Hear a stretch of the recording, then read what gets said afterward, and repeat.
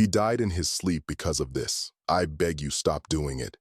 It leads to heart attacks and strokes. Before saying anything else, it is absolutely essential to stop whatever you are currently doing and direct your complete attention to the information being shared, because this knowledge could quite literally be the difference between life and death, for you or for someone you hold dear. What is about to be discussed today is a critical piece of medical understanding that, shockingly, most physicians never even mention during a routine checkup.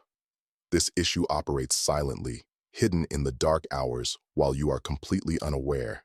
Yet it is responsible for claiming lives every single night.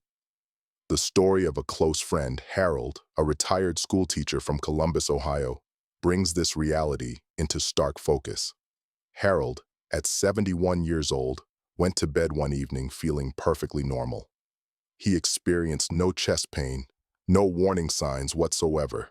He was discovered by his wife the following morning, unresponsive. He was gone before emergency services could even arrive.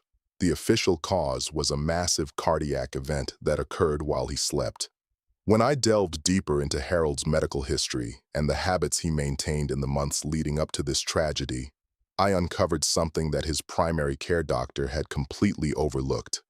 It was a pattern of behavior that millions of older adults are engaging in right now, tonight, without realizing the profound damage it is quietly inflicting on their hearts, thickening their blood, and setting the stage for catastrophic outcomes like stroke and sudden death. A landmark study published in the European Heart Journal followed a large cohort of over 84,000 adults, ranging in age from 60 to 80, over a period spanning 9 years. The researchers found compelling evidence that individuals who regularly participated in a specific set of nighttime habits carried a significantly higher risk, a striking 67% higher risk, of cardiovascular-related death during sleep compared to those who had implemented simple, targeted adjustments to their evening routine. 67% is not a small margin. It represents the critical difference between waking up tomorrow morning and not waking up at all.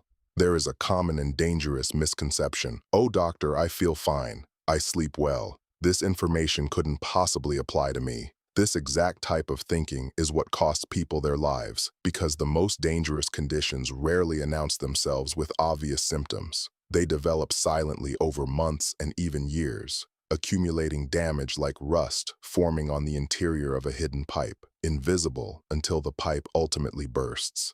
We must understand that as we age, our physiological responses to stress, diet, and rest change profoundly. The body's resilience diminishes, and the cumulative effects of seemingly small errors become exponentially more dangerous.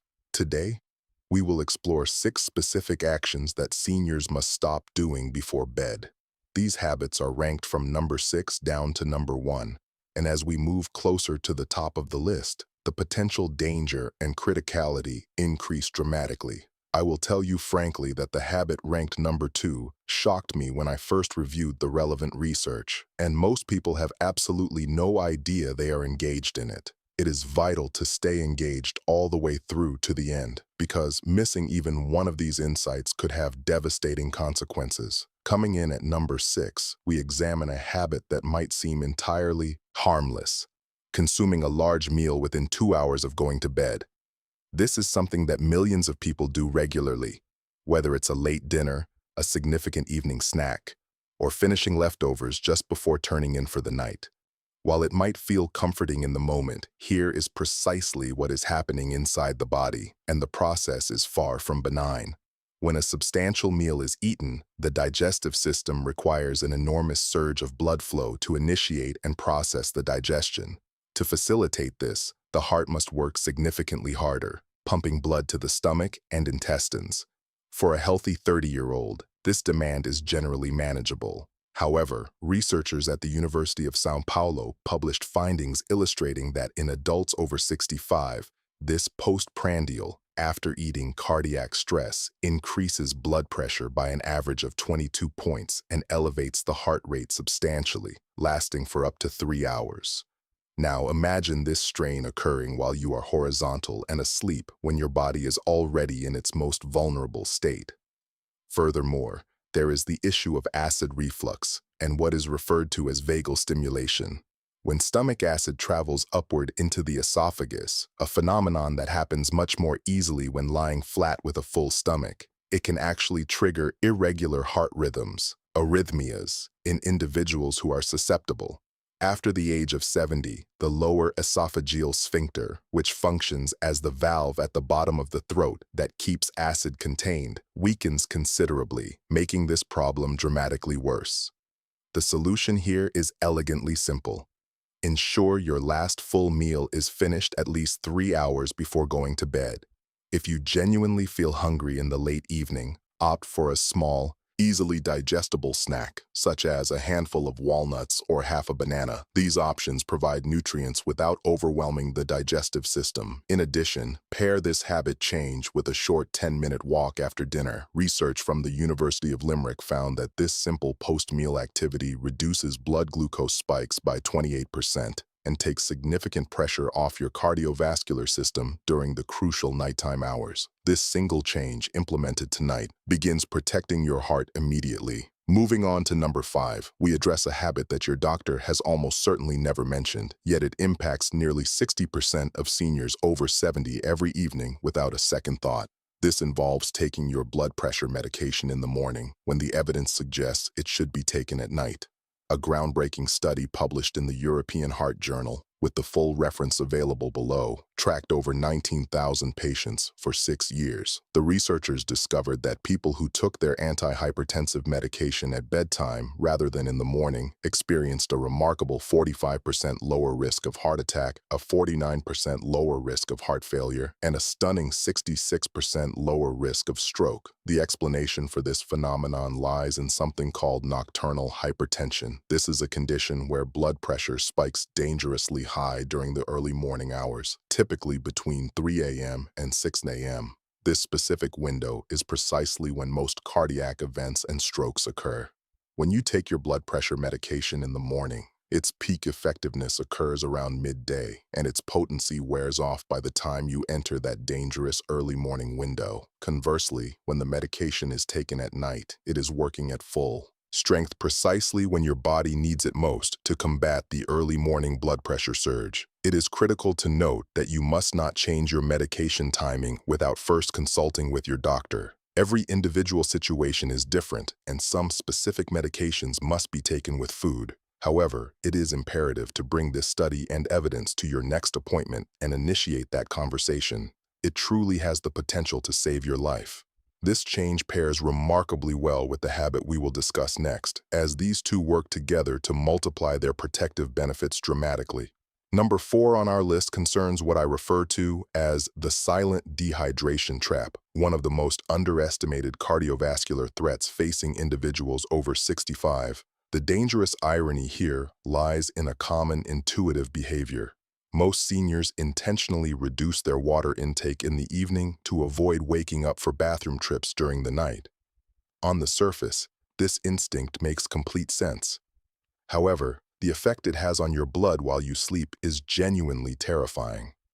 As we age, our kidneys become less efficient at concentrating urine, meaning more fluid is expelled even with reduced intake. Additionally, the body's thirst mechanism, managed by a part of the brain called the hypothalamus, becomes blunted after approximately age 60. Research from the University of Connecticut's Human Performance Laboratory has shown that older adults can be significantly dehydrated without ever experiencing feelings of thirst. Now, let's connect this directly to your heart and brain. When you become dehydrated during sleep, your blood becomes thicker and more viscous. To visualize this, consider the difference between trying to pump water through a pipe versus trying to pump thick honey through that same pipe. This thick, sticky blood must be propelled by your heart with far greater effort. Furthermore, thick blood forms clots far more easily, which is exactly how strokes happen. A study published in the American Journal of Epidemiology found that adults over 65 who were mildly dehydrated at bedtime had blood viscosity levels comparable to those seen immediately before a thrombotic stroke.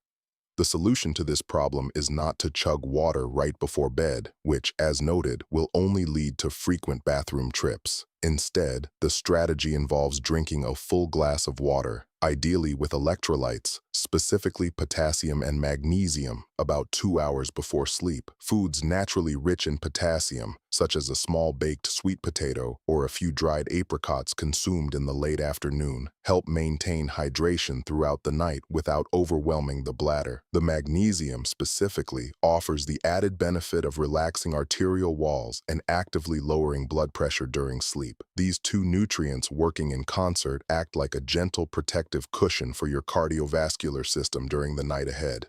Number 3 is a habit that truly breaks my heart because I witness its effects every week in my practice. And I saw it firsthand with a patient named Dorothy, a 78-year-old from Tucson, Arizona. Dorothy came to me after experiencing her second minor stroke within 18 months.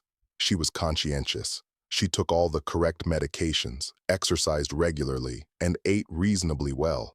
However, when I asked her to describe her typical evenings, she detailed a habit that I immediately recognized as a serious problem. Every night without fail, Dorothy would spend 2 to 3 hours lying in bed, scrolling through her tablet, reading news, engaging on social media, watching family videos. She kept the screen just inches from her face. She had no idea that this seemingly benign habit was directly destabilizing her cardiovascular system night after night. Here is the underlying science. The blue light emitted by screens, including phones, tablets, and televisions, directly suppresses melatonin production. Most people understand melatonin simply as a sleep hormone, but researchers at Brigham and Women's Hospital, affiliated with Harvard Medical School, have demonstrated that melatonin performs a critical role in cardiovascular protection. It acts as a potent antioxidant that specifically protects the lining of blood vessels, called the endothelium, from the type of oxidative damage that leads to plaque buildup, arterial stiffening, and ultimately heart attack and stroke. When melatonin production is suppressed by nighttime screen use, this protective shield is essentially lowered. In adults over 70 whose natural melatonin production is already diminished by as much as 75% compared to younger adults, this suppression is particularly devastating. A study from the Journal of the American College of Cardiology found that chronic nighttime light exposure was associated with a 43% increase in major adverse cardiac events in older adults. Dorothy followed my advice, implementing a strict no-screen policy after 8 p.m. Within 6 weeks, she reported sleeping more deeply than she had in years. Within 4 months, her inflammatory markers, specifically C-reactive protein, which measures inflammation in the cardiovascular system, had dropped by over 30%. She has not experienced another cardiac event since. Stopping screens 2 hours before bed is one of the most powerful cardiovascular decisions you can make. Number 2, and I promise this one would surprise you, is sleeping flat on your back. Before you dismiss this and assume I've lost my mind, please listen to the evidence, because the research supporting this claim is absolutely undeniable. When you sleep flat on your back, gravity causes the tongue and soft tissues of the throat to fall backward, partially or fully obstructing the airway. This is the primary mechanism behind obstructive sleep apnea, OSA, a condition estimated to affect as many as 50% of adults over 65, the majority of whom have never been properly diagnosed.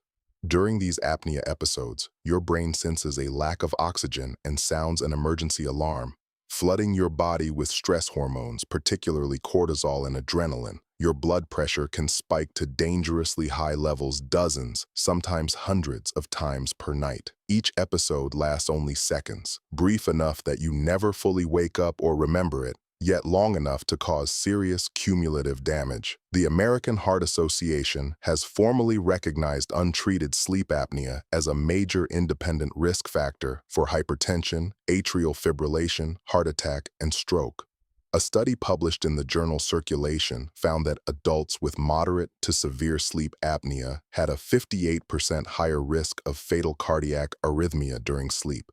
This explains how seemingly healthy individuals die quietly in the night. If you share a bed, ask your partner whether you snore heavily or appear to stop breathing momentarily during sleep. If you sleep alone, consider recording yourself with your phone's voice memo app for one night. The signs are often unmistakable. Sleeping on your side, particularly your left side, which reduces pressure on the heart, is dramatically protective.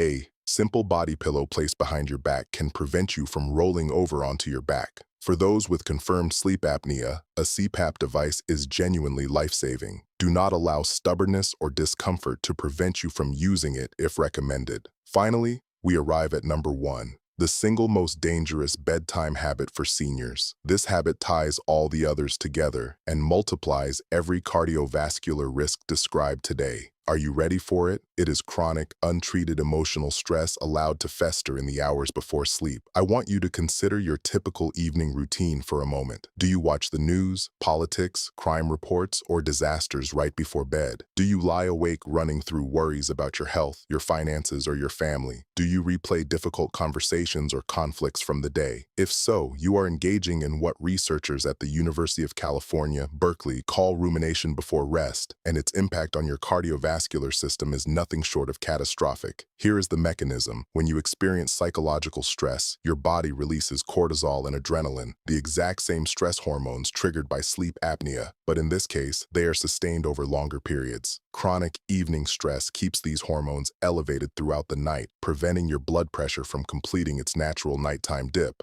what cardiologists refer to as nocturnal dipping. In a healthy person, blood pressure typically drops by 10% to 20% during sleep, providing the heart and blood vessels with critical recovery time. In individuals experiencing chronic stress, this dip never fully occurs. A 20-year study conducted jointly by the American Heart Association and researchers at Johns Hopkins University found that adults who reported chronic nighttime worry and high evening stress levels had a 72% higher lifetime risk of fatal cardiovascular events compared to their peers with lower evening stress. After age 70, when the body's ability to regulate cortisol is already diminished by roughly 40%, this effect becomes even more pronounced and dangerous. This accumulation of stress, combined with poor habits, is what ultimately took my friend Harold. It wasn't just one thing. It was the late meals, the dehydration, the screens, the back sleeping, and underneath it all, a man who worried every night about his retirement finances without ever telling anyone. His cardiovascular system never received the recovery time it desperately needed. The intervention is not complicated, but it must be intentional. 30 minutes before bed, practice what I call a cardiac wind down. Turn off all news and screens.